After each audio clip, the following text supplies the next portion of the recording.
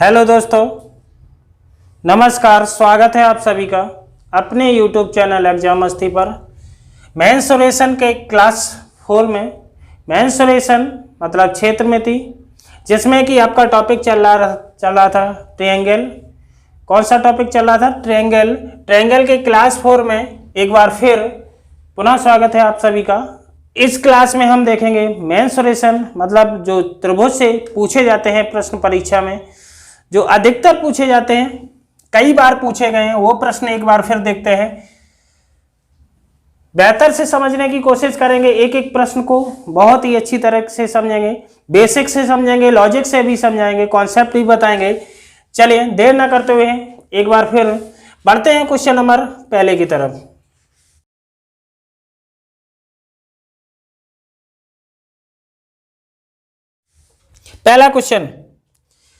पहला क्वेश्चन है आपका, यदि दो समबाहु त्रिभुजों की भुजाओं का अनुपात 1:2 है, समबाहु त्रिभुजों की भुजाओं का अनुपात 1:2 है, तो उनके क्षेत्रफल का अनुपात क्या होगा?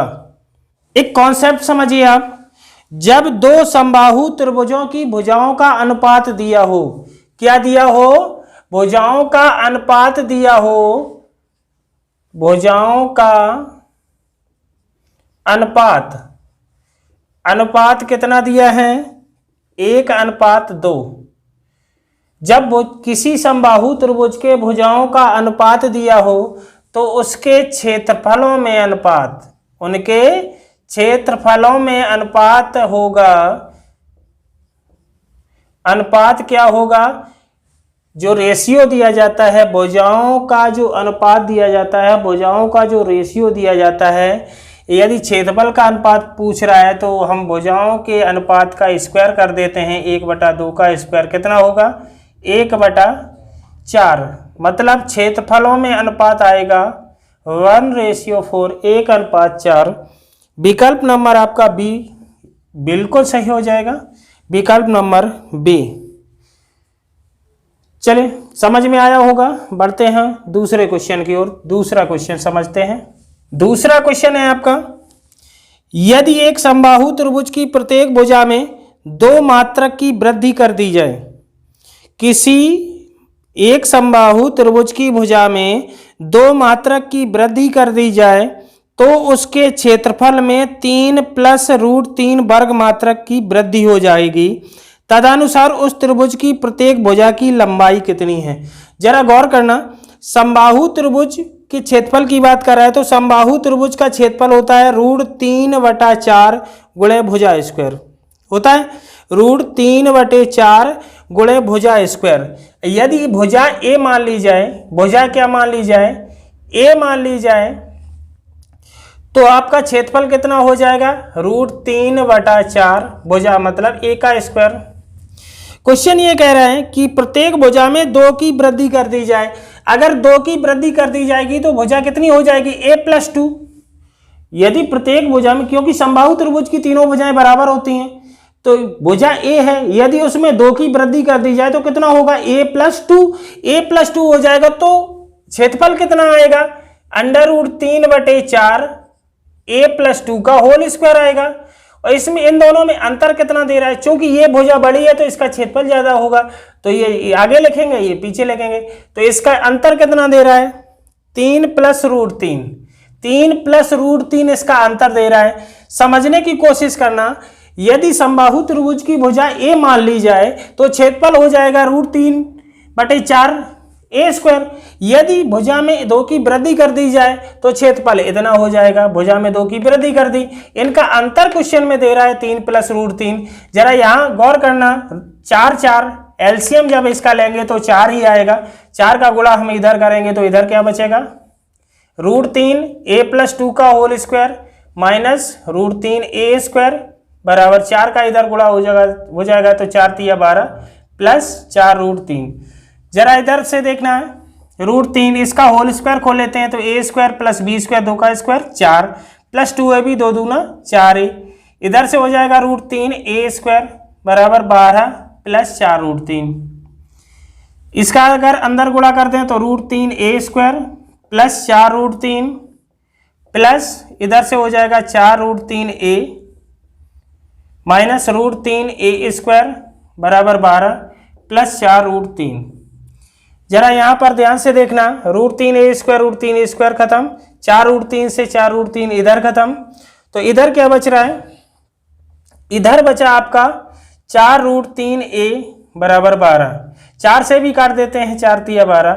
a बराबर अगर निकालें तो 3/√3, 3/√3। यदि √3 का ऊपर नीचे गुणा हम कर दें तो कितना आंसर आएगा? 3√3/3। 3 से 3 क्रॉस हो जाएंगे, कितना बचेगा? √3। भुजा आपकी कितनी निकली? √3। पूछ क्या रहा है? उस त्रिभुज की प्रत्येक भुजा ज्ञात कीजिए, तो प्रत्येक भुजा ज्ञात कीजिए, तो भुजा आपकी आ गई √3। मतलब विकल्प नंबर ए आपका बिल्कुल सही हो जाएगा। पहला विकल्प इसका बिल्कुल सही हो जाएगा। आशा करते हैं ये आपको बेहतर से समझ में आया होगा। चलिए देखते हैं अगले क्वेश्चन को। अगला क्वेश्चन है, एक त्रिभुज की भुजा 16 सेंटीमीटर, 12 सेंटीमीटर और 20 सेंटीमीटर है, क्षेत्रफल ज्ञात कीजिए। भुजाएं कितनी कितनी दे रहा है? 16 सेंटीमीटर दे रहा है, 12 सेंटीमीटर दे रहा है, 20 सेंटीमीटर दे रहा है। मैंने पिछले पार्ट में भी बताया था, अगर त्रिभुज की भुजाएं दी जाएं तो सबसे पहले आपको ये देखना ये ट्रिपलेट है या नहीं। तो यहाँ पर सबसे बड़ी भुजा का स्क्वायर करते हैं, इसका स्क्वायर हो जाएगा 400, 12 का 144, 16 का 256। अगर इनको जोड़ दिया जाए 56 44 कितने होते हैं? 100 और 200 100 300 और 400। यहाँ पर ये संख्याएं जो दी गई हैं, भुजाएं दी गई हैं, ये ट्रिपलेट है, तो क्षेत्रफल बराबर हो जाता है। मतलब ये कर्ण हो जाएगी, सबसे बड़ी भुजा कर्ण, बाकी की लंब और आधार। तो क्षेत्रफल होता है 1/2 गुणे आधार गुणे ऊंचाई। आधार और ऊंचाई यही इन दोनों में से ही होंगी कोई। 16 गुणे 12, 2 से अगर क्रॉस करते हैं 2 अट्ठे 16, 12 अट्ठे 96 सेंटीमीटर स्क्वायर। इसका सही उत्तर हो जाएगा विकल्प नंबर डी, आपका एकदम सही होगा। बढ़ते हैं क्वेश्चन नंबर अगली तरफ। अगला क्वेश्चन देखिए, क्वेश्चन नंबर 4, चौथा प्रश्न है आपका, जरा गौर करना। एक समद्विबाहु त्रिभुज पर शीर्ष के आधार तक खींचा गया लंब 8 सेंटीमीटर है और उसका परिमाप 64 सेंटीमीटर है, तदनुसार उस त्रिभुज का क्षेत्रफल कितना होगा? एक समद्विबाहु त्रिभुज, एक त्रिभुज है जो कि समद्विबाहु है। समद्विबाहु का मतलब जिसकी दो भुजाएं बराबर हैं। समद्विबाहु त्रिभुज पर शीर्ष के आधार तक खींचा गया लंब 8 सेंटीमीटर है। कितना है? 8 सेंटीमीटर है और उसका परिमाप 64 सेंटीमीटर है। तदनुसार उस त्रिभुज का क्षेत्रफल कितने वर्ग सेंटीमीटर है? यहां पर परिमाप दे रहा है। अगर यदि हम जो समद्विबाहु है, जो दो भुजाएं बराबर हैं, इन दोनों को ए और ए मान लेते हैं, समान भुजाओं को ए मान लेते हैं, और इस जो असमान भुजा है इसको 2b मान लेते हैं। इसको b क्यों नहीं माना? इसका एक कारण है कि ये अभी आधी आधी होगी। जो शीर्ष से किसी भी समद्विबाहु त्रिभुज में शीर्ष से डाला गया लंब आधार को समद्विभाजित करता है। ये मैंने पिछले पार्ट में भी बताया था। किसी समद्विबाहु त्रिभुज के शीर्ष से डाला गया लंब आधार को दो भागों में बांटता है, दो समान भागों में बांटता है। तो यहाँ पर हम 2b मान लेंगे तो इतना b भाग हो जाएगा, इतना b भाग हो जाएगा। क्वेश्चन ये कह रहा है कि इसका परिमाप 64 सेंटीमीटर है। तो जरा गौर करना, परिमाप बराबर होता है तीनों को भुजाओं का योग। तो इधर से a plus a plus 2b, a plus a plus ये 2b बराबर कितना है? 64। तो यहाँ पर 2a प्लस 2b बराबर हो जाएगा 64। 2 कॉमन लेंगे तो a प्लस b बराबर कितना होगा? 64। 2 से काटेंगे तो कितना आएगा? 32। a प्लस b बराबर कितना आएगा? 32। जरा गौर करना एक एक पॉइंट को। यहाँ पर परिमाप दे रहा था 64, तो मैंने तीनों भुजाओं का योग कर लिया, बराबर 64 कर लिया। इसको सॉल्व करके मुझे मिला a प्लस b बराबर 32। अब ध्यान दें, a प्लस b बराबर 32 है। अगर हम इस त्रिभुज की बात करें, ए बी सी इसको मान लेते हैं, इसको o मान लेते हैं। त्रिभुज ए ओ बी को मानते हैं, a और b को लेते हैं, a b o, या ए ओ बी को लेते हैं तो यहाँ पर जो लंब डाला गया है ये लंब 90 अंश का कोण बनाता है। कितने डिग्री का कोण बनाता है? किसी भी भुजा पर डाला गया लंब 90 अंश का कोण बनाता है। तो ये जब 90 अंश का कोण बनाएगा तो ये समकोण त्रिभुज हो गया। और समकोण त्रिभुज में पाइथागोरस की प्रमेय से कर्ण का स्क्वायर बराबर लंब का स्क्वायर धन आधार का स्क्वायर होता है। यहाँ पर मुझे लंब पता है, तो लंब पता है तो लंब बराबर होता है कर्ण का स्क्वायर, कर्ण मतलब ए का स्क्वायर माइनस आधार, आधार मतलब कितना है? इतना बी, तो बी का स्क्वायर बराबर कितना है? ये कर्ण का स्क्वायर माइनस आधार का स्क्वायर बराबर लंब का स्क्वायर। जरा यहां पर देखना, ए स्क्वायर माइनस बी स्क्वायर बराबर हो जाता है ए प्लस बी इंटू ए माइनस बी बराबर 8 का स्क्वायर 64। इधर ए प्लस बी बराबर हम 32 पहले ही निकाल चुके हैं, ए प्लस बी बराबर 32 निकाल चुके हैं। तो ए प्लस बी की जगह हम क्या रख देंगे? 32 गुणा ए माइनस बी बराबर 64 और 32 दूना कितना होता है? 64। तो ए माइनस बी बराबर कितना हो जाएगा? 2। आप ध्यान से समझना कि ए प्लस बी बराबर है 32 और ए माइनस बी बराबर कितना है? 2। यहां से अगर इनको सॉल्व करें तो बी से बी कट जाएगा। 2a बराबर 64, 2a बराबर 32 2 34, 32 2 34 2 से काटते हैं तो 17। a बराबर कितना आ गया? 17। इस समीकरण में यदि हम a का मान रख दें तो b बराबर आ जाएगा 32 माइनस 17। 12 में से 7 जाएंगी 5, 2 में से 1 जाएगा 1, b बराबर 15 आ गया, a बराबर 17 आ गया। पूछ क्या रहा था? पूछ रहा था इस क्वेश्चन में पूछ रहा था कि त्रिभुज का क्षेत्रफल कितने सेंटीमीटर मतलब स्क्वायर होगा, कितने वर्ग सेंटीमीटर होगा। तो ये त्रिभुज है, समद्विबाहु त्रिभुज है। यदि हम एक प्रकार से और भी निकाल सकते हैं, इस समकोण त्रिभुज का निकाल लीजिए, उसका दूना कर दीजिए तो भी निकल आएगा। ऐसे ही निकाल लेते हैं। कई तरह से त्रिभुज का क्षेत्रफल निकाला जा सकता है। अब अगर देखा जाए तो यहाँ पर 2 समकोण त्रिभुज बनते हैं तो 2 गुणा, अब एक समकोण त्रिभुज का क्षेत्रफल होता है 1/2 गुणे आधार। आधार ये कितना निकला? बी कितना है? 15। ऊंचाई कितनी है? 8। ऊंचाई कितनी है? 8। 2 से काट देते हैं 2, तो 15 अट्ठे कितना होता है? 15 अट्ठे 120। 120 सेंटीमीटर। इस त्रिभुज का क्षेत्रफल कितना आएगा? 120 सेंटीमीटर स्क्वायर, 120 सेंटीमीटर स्क्वायर इसका क्षेत्रफल होगा। विकल्प नंबर सी इसका राइट हो जाएगा, विकल्प नंबर सी।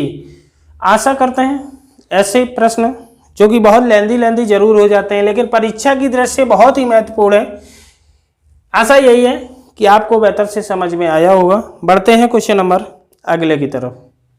5वां क्वेश्चन है, एक समद्विबाहु त्रिभुज का परिमाप 544 सेंटीमीटर है और उसकी प्रत्येक समान भुजा उसके आधार की 5/6 गुनी है। तदनुसार उस त्रिभुज का क्षेत्रफल कितने वर्ग सेंटीमीटर होगा। जरा गौर करना,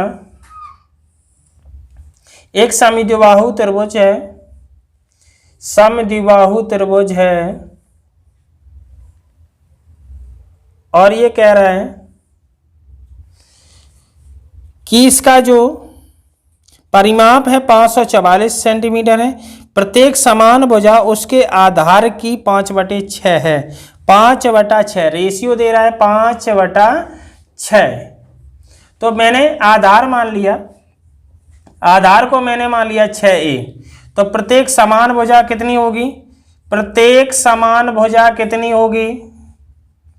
जब आधार को मैंने 6a मान लिया रेशियो के आधार पर, प्रत्येक समान भुजा कितनी होगी? समान भुजा कह रहा है कि आधार की 5/6, तो 6 से 6 कट जाएंगे, कितना आएगी? प्रत्येक समान भुजा 5a आ जाएगी। तो ये 5a, इसको समान भुजा मान लिया, ये 5a। आधार कितना है? 6a मैंने माना है, तो ये कितना हो जाएगा? 3a और 3a। चलिए इसको देखते हैं। अब क्वेश्चन ये कह रहा है कि इसका परिमाप जो है 544 सेंटीमीटर है और त्रिभुज का परिमाप बराबर होता है तीनों भुजाओं का योग। परिमाप बराबर क्या होता है? तीनों भुजाओं का योग। यहां पर तीनों भुजाएं कितनी है? 5 5 10 ए और 10 और 6 16 है। परिमाप मतलब परिमाप बराबर 544 दे रहा है, तो यहां पर 16 ए बराबर 544 हो जाएगा। 16 से काटते हैं, 16 3 48, 48 और 2 50 6, 16 चौको 64। ए बराबर कितना आया? 34।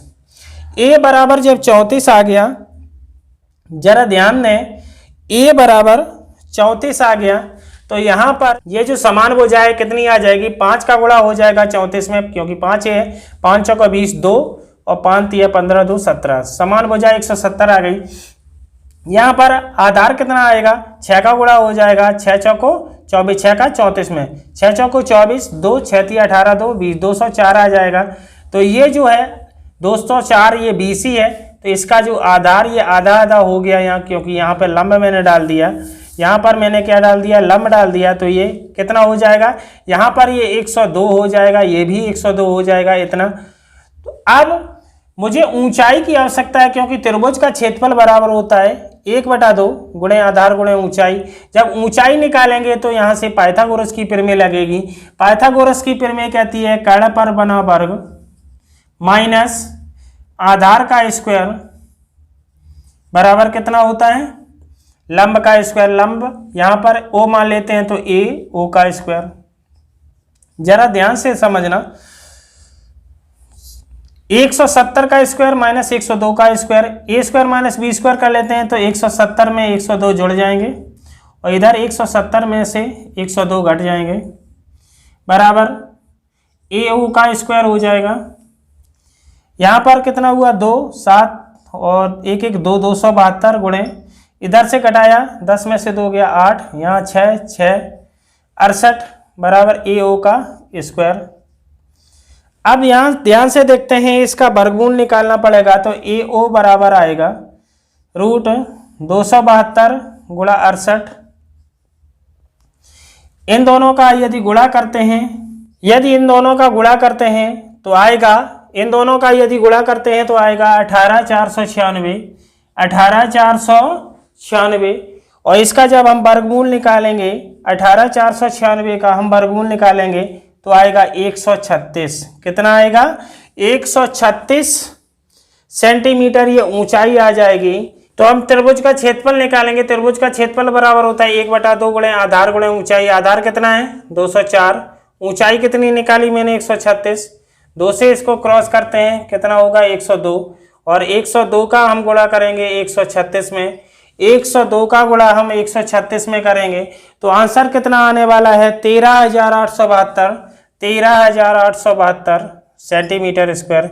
इसका सही उत्तर होगा विकल्प नंबर ए, इसका सही हो जाएगा। विकल्प नंबर ए बिल्कुल सही हो जाएगा। चलिए देखते हैं अगले क्वेश्चन को। अगला क्वेश्चन छठवां क्वेश्चन है।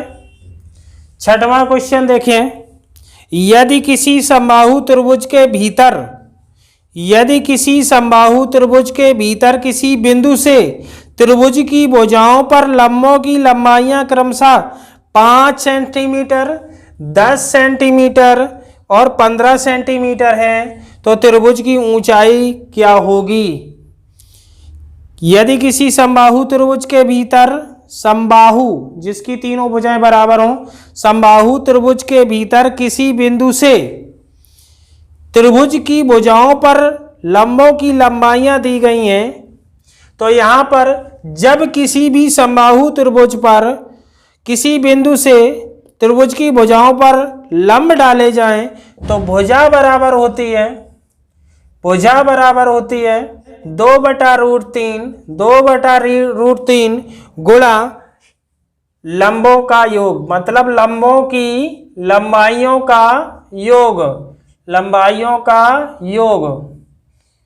जब किसी समबाहु त्रिभुज, जब किसी समबाहु त्रिभुज के भीतर किसी बिंदु से त्रिभुज की भुजाओं पर लंब डाले जाएं तो उस त्रिभुज की भुजा बराबर होती है 2/√3 गुणा लंबों की लंबाइयों का योग। यहाँ पर भुजा आएगी 2/√3, लंबों की लंबाइयों का योग हो जाएगा 15, 5, 20, 10, 30।